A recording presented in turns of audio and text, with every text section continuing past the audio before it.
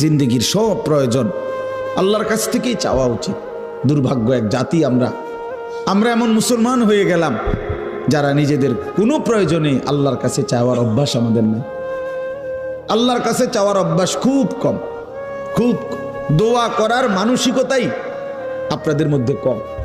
ওই শুধু driver টোকায়, driver মানে হুজুর, হুজুর কেবল হুজুর টোয়া, হুজুর দিয়া দোয়া করানো, হুজুর দিয়া। আরে ভাই, হুজুর দিয়ে দোয়া করানো নিষেধ না, হুজুর দোয়া করবে ঠিক আছে, কিন্তু নিজের আহাজারি, নিজের চোখের পানি, নিজের কান্না, নিজের আরজি নিজেই আল্লাহর কাছে পেশ করা উচিত। বান্দার কাকুতি মিনতি আল্লাহর খুব পছন্দ, আল্লাহর খুব পছন্দ, আল্লাহ তাআলার খুব পছন্দ। হাদিসে আছে বুখারীতে, ফাওয়াল্লাহি লা ইয়ামাল্লাল্লাহু হাত্তা তামাল্লু। নবীজি বলছেন, আল্লাহর কসম উম্মত, তোমরা চাইতে চাইতে আল্লাহর কাছে ক্লান্ত হয়ে যাবে